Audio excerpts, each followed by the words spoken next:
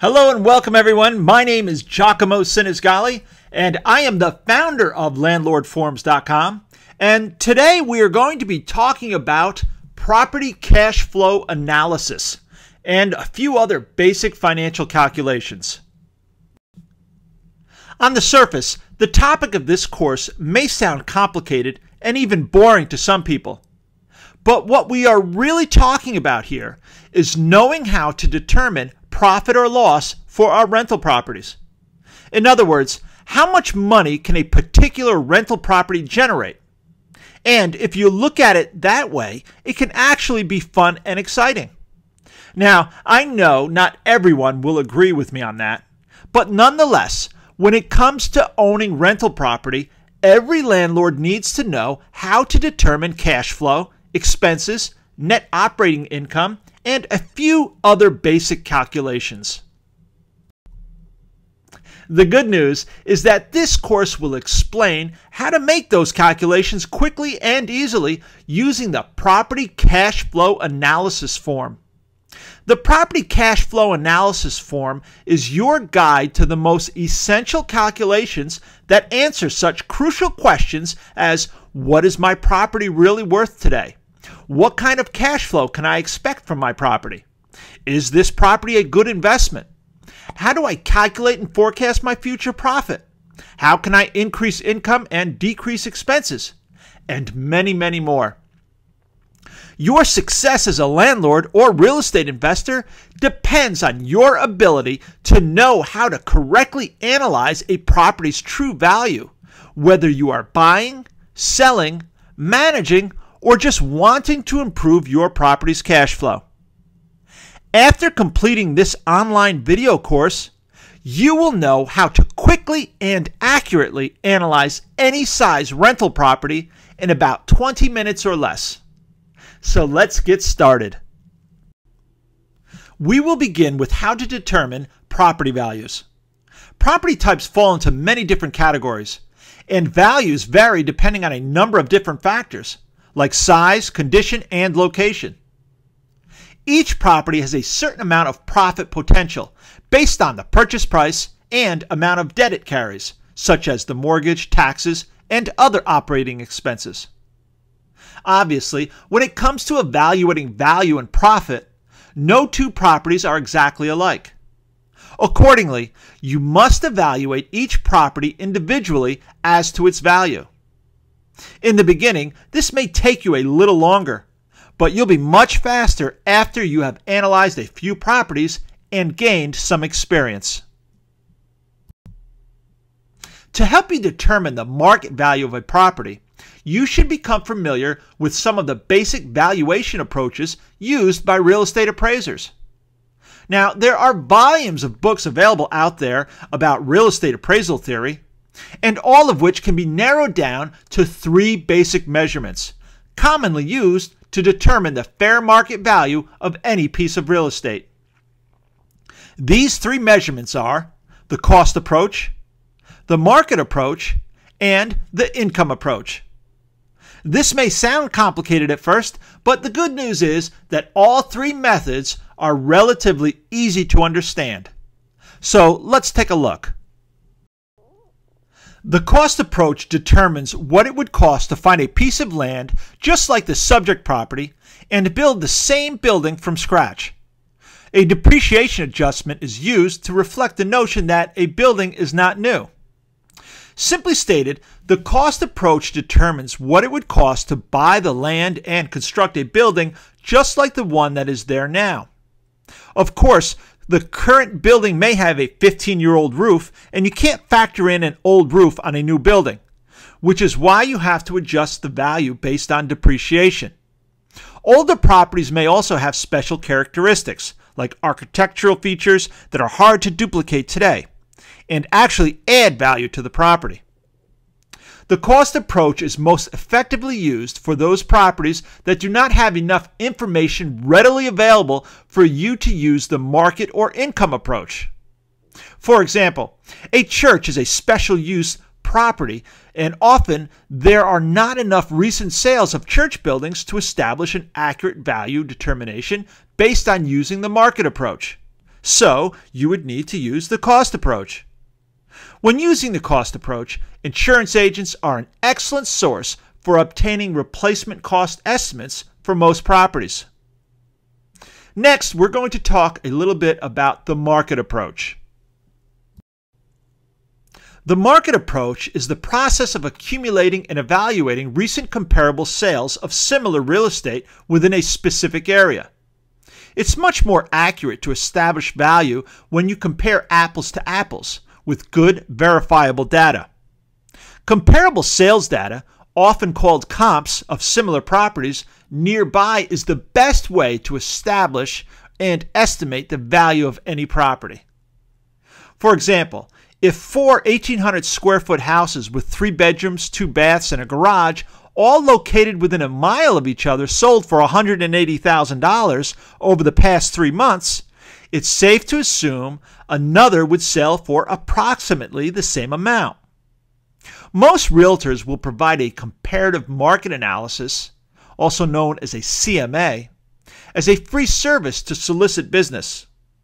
A CMA provides an estimate of the current market value of a property using comps found on the local multiple listing service.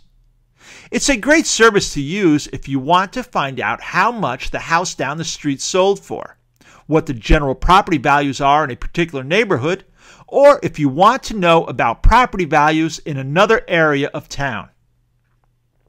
Realtors can also provide you with the cost of newly constructed homes and even rental rates for apartments in a specific neighborhood. You can also find free instant home values and view comparable home valuations for millions of houses by searching a number of property valuation services found online, such as PropertyShark.com, Trulia.com, Zillow.com, and HouseValues.com. Now, every real estate investor should know how to calculate cash flow and a few other basic financial formulas if they plan to buy and manage rental properties. As an investor of income-producing property, you can't evaluate a rental property effectively if you don't have an accurate picture of the property's income and expenses. No problem. You can easily calculate the different components of a property's true value when using the income approach. The income approach involves analyzing an income-producing property's operating statement. The operating statement is a summary that contains important financial information about the property and typically consists of a one-page synopsis of the annual income and expenses. These statements have several names. The most common is an annual property operating data, or APOD for short.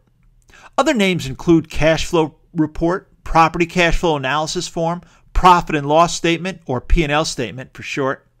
And I've also heard it called a buyer's report or setup. Whatever name you call it, the APOD is an important tool to use for real estate investors who want to make sound buying decisions based on accurate calculations. Now, I have included my exclusive cash flow analysis form for you to use as part of the Do-It-Yourself Legal Forms Library for Landlords. You can download it from within the members area. We will also be taking a closer look at the form in a few minutes, but before we do that, I'd like to go over a few basic key terms that you should know.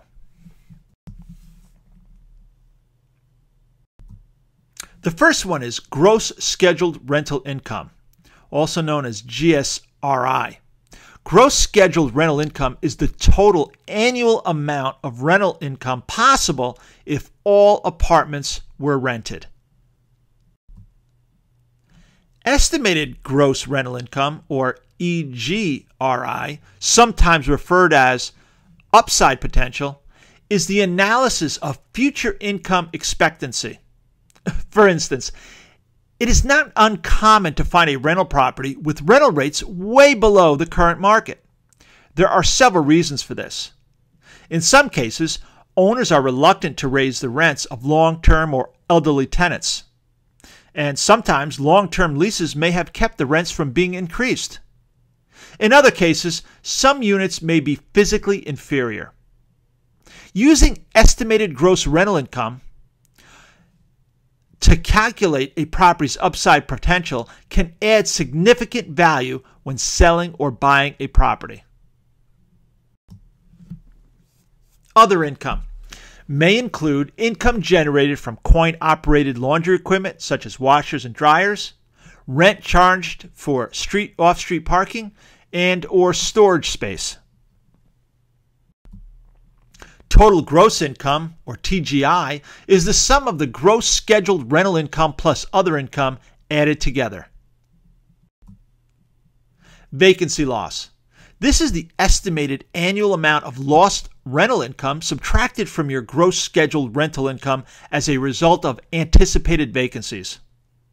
The amount of vacancy loss is determined using a vacancy rate, established by market conditions as the demand for space rises and falls in a given area.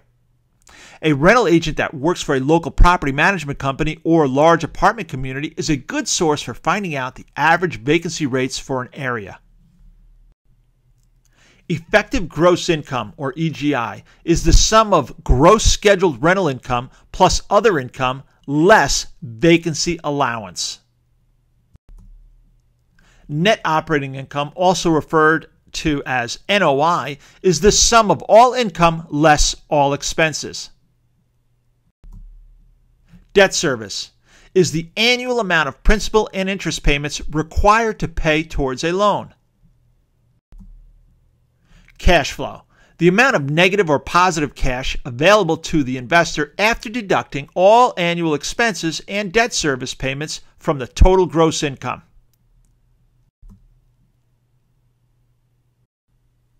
Now we're going to take a closer look at the cash flow analysis form, or APOD, annual operating data form, if you prefer to call it that. Keep in mind that real estate investors that learn how to read and use a property cash flow analysis form can easily master the financial calculations they need to determine profit potential, spot hidden deals, and become more confident when it comes to analyzing a rental property's true value. This is what the cash flow analysis form that I provide in the landlordforms.com members area looks like. And this is a basic operating statement for a multifamily rental property. You may need to make this video full screen so that you can see it more clearly. Keep in mind that the sample form that I am using for this course does not look as detailed as the cash flow analysis form that I provide for you in the members area, because I wanted to keep the sample form simple for the purpose of this training. But both provide the same information. As mentioned earlier, rental property operating statements have several names, including Annual Property Operating Data, or APOD, Cash Flow Report, P&L Statement, as in Profit and Loss, Spec Sheet, Setup, and Write-Up. I prefer to call it the cash flow analysis form because that's exactly what it is, and it avoids confusion. Regardless of what you want to call it, if you plan to buy, sell, or manage an income-producing property, such as a rental property, it's important that you understand how to read and use a property's operating statement to the point that you can make sense of it, spot irregularities, and perform certain calculations. Mastering this form will help you to determine a property's value based on its income. It can also provide you with a picture of a property's financial health so that you can create an effective plan to reduce expenses and increase the income and value for the property.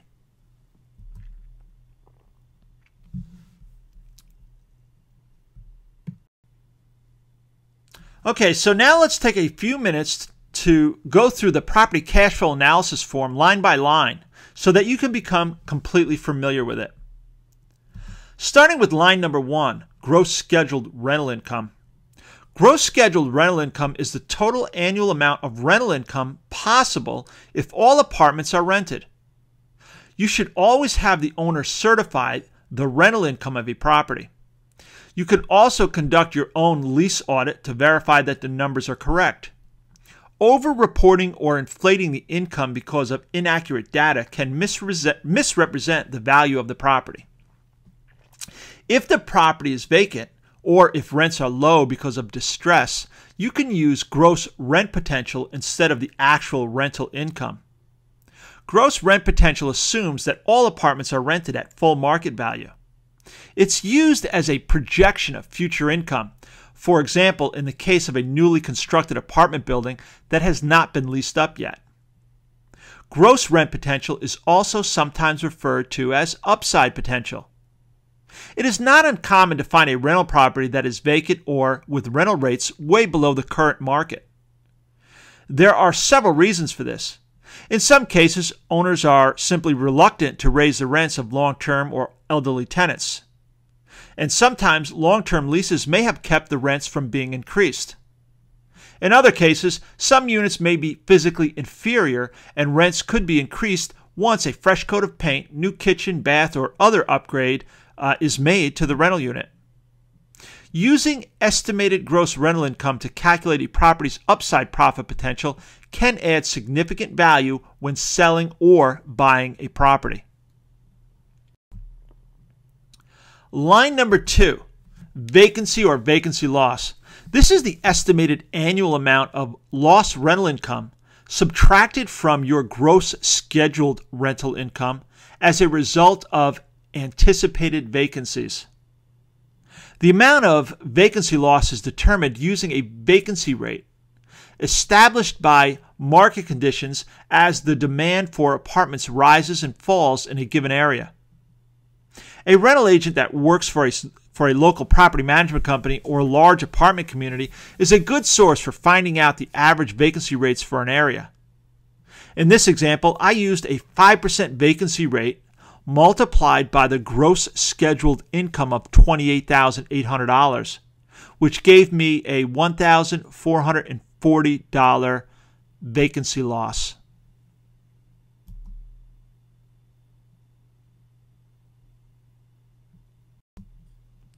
Line number 3 equals the gross scheduled rental income less the vacancy amount. Line number 4, other income, includes income from laundry, covered parking, storage, etc. Line number 5, gross operating income, is the total sum of the rental income plus other income added together.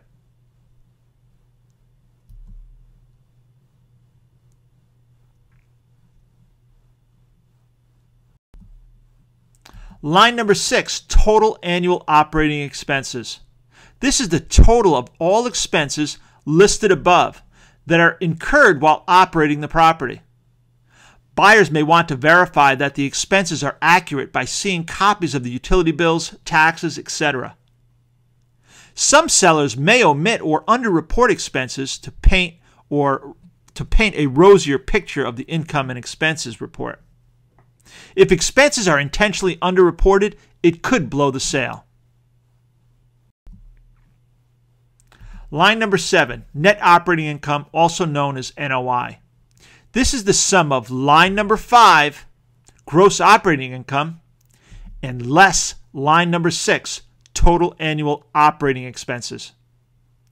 Net operating income is a property's income after all operating expenses are deducted, but before debt service.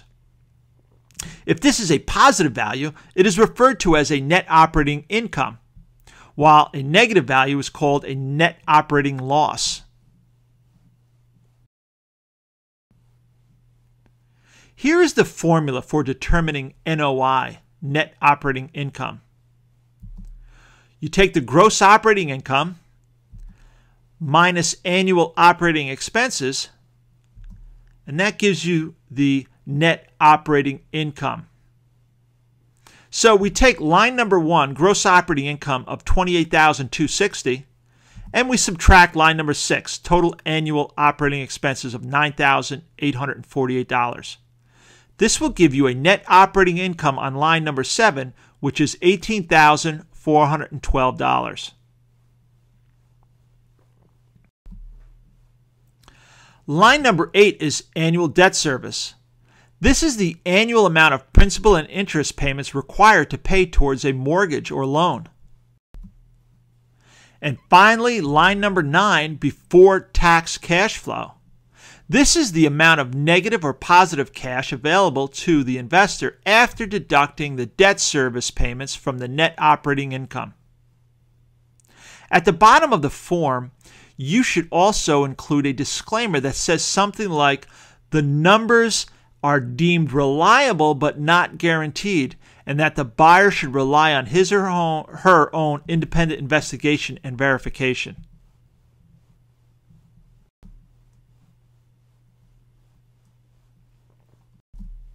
Once the seller has provided you with the accurate income and expenses for the property to enter into the operating statement, you can use several formulas to establish a value for the property. There are 6 key formulas that you should learn, and they are cash flow, cash-on-cash return, cap rate, cost per unit, price per square foot, and gross rent multiplier. Let's take a quick look at each of these formulas to see how they can be used to determine a property's value. The main purpose for using the annual property cash flow statement is to determine a property's cash flow. Cash flow is the key element for analyzing income-producing real estate. The basic equation for accurately establishing the cash flow of a rental property is net operating income, which in this example is $18,412, less all mortgage payments, also known as debt service, which is $15,131. This would equal your cash flow, which is $3,281. Just as a side note, just in case you are wondering how I came up with the debt service for this example, I used 70% LTV, which means that a buyer would be putting down $85,500 and financing $199,500. I then calculated the mortgage using a 6.5% interest rate, amortized over 30 years, and came up with a $15,131 payment for annual debt service. Most investors will consider an asking price to be fair and reasonable if the property produces a break-even or slightly positive cash flow. At the very least, the income of the property should cover the mortgage payment, general maintenance, and other expenses associated with the operation of the property. Several other key formulas you should learn to calculate are cash-on-cash return, capitalization rate, and gross rent multiplier. So let's take a closer look at each of those formulas as well. The cash-on-cash return formula can be used to calculate how an investment in one property compares to an investment in another property or other type of investment, such as a bank CD. Cash-on-cash return is derived by dividing annual cash flow by the total amount of cash invested.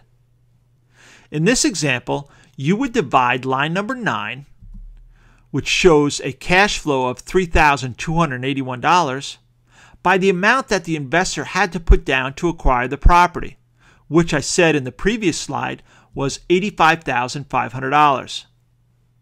And you would get a cash-on-cash return of approximately 4%. The investor can now compare the 4% return on that investment to the return on another investment property or other type of investment that he or she might be considering, such as a bank CD or T-bill. Obviously, the higher the return on an investment property, the more attractive the investment property is. Likewise, if the cash-on-cash return is less than what a bank CD is paying, the property might not be worth the investment unless it has a lot of future upside potential. Now let's take a look at cap rate. The cap rate, also known as a capitalization rate, compares net operating income to the purchase price, allowing an investor to estimate value based on a comparison with similar properties in the same area. The higher the cap rate, the more net operating income a property produces. The cap rate is derived by dividing the annual net operating income by the purchase price of the property or assumed market value. In this example, we would take the net operating income of $18,412 and divide it by the price of the property, which is $285,000, which would give us a cap rate of approximately 6.5%. Once you have established the cap rate, you can compare it to the cap rates of similar properties in the same area. In other words, you can determine if the property is priced right based on the cap rates and asking prices of other similar properties in the same area. For example, if the average cap rate is 9% and the seller is selling at a 6% cap rate, then you know that the property is overpriced. Remember, the higher the cap rate, the more net operating income a property produces. And if investors buy income, which would they rather have, a 6 cap or a 9 cap? You can see why it's important for you to know how to calculate cap rates. You can find out what the cap rates are for comparable properties from brokers, appraisers, and by investigating recent sales data on your MLS. In general, the higher the cap rate, the more attractive the investment. Cap rates of 11 to 12% or higher is excellent. 9 to 10% is very good, 7 to 8% is good, and anything below 6 may be considered overpriced compared to similar properties with higher cap rates.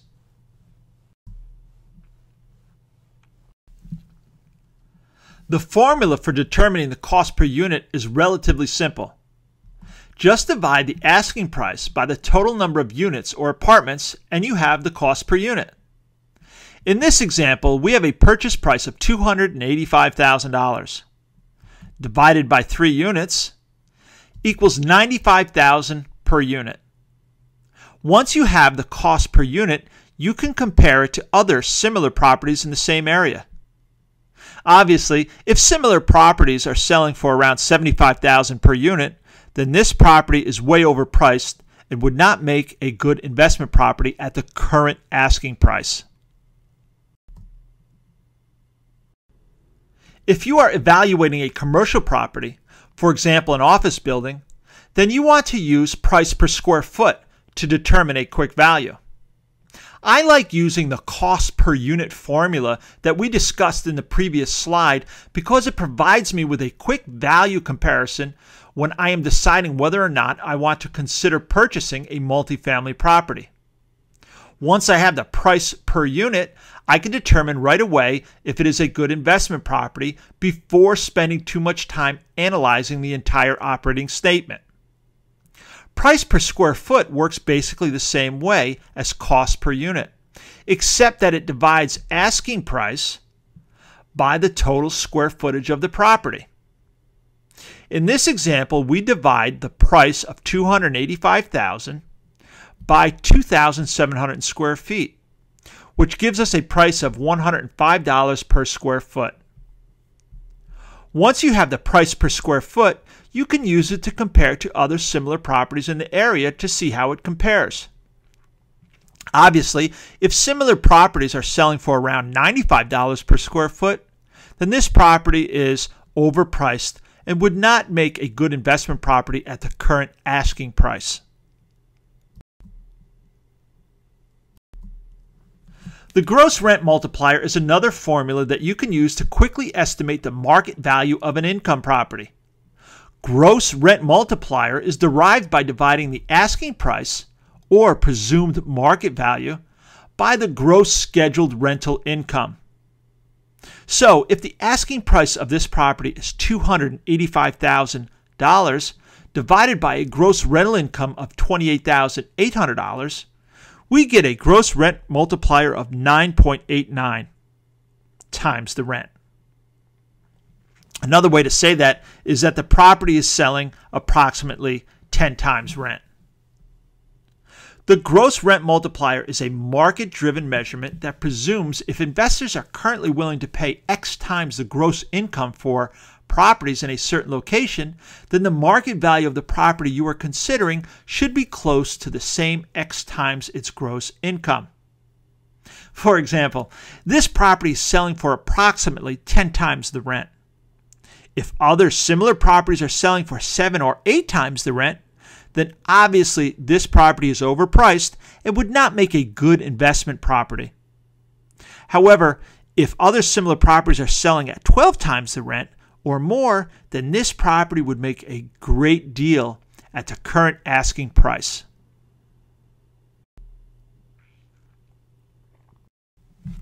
As a real estate investor or landlord, it is imperative that you develop a basic understanding of the calculations that you have just learned.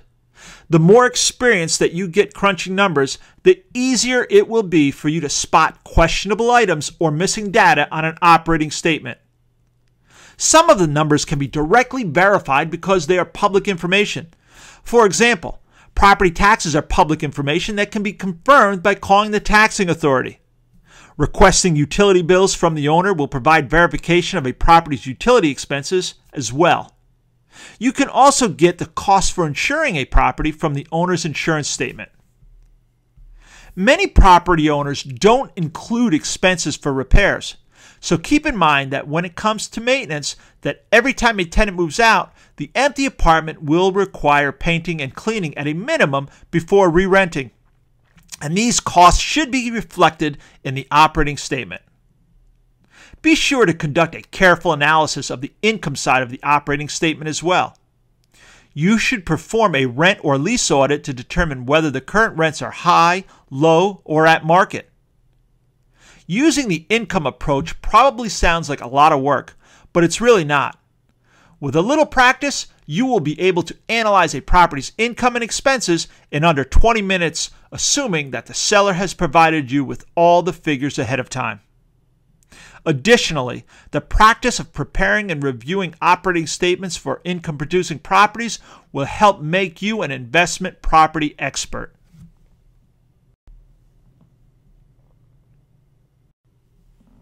This concludes the Property Cash Flow Analysis course.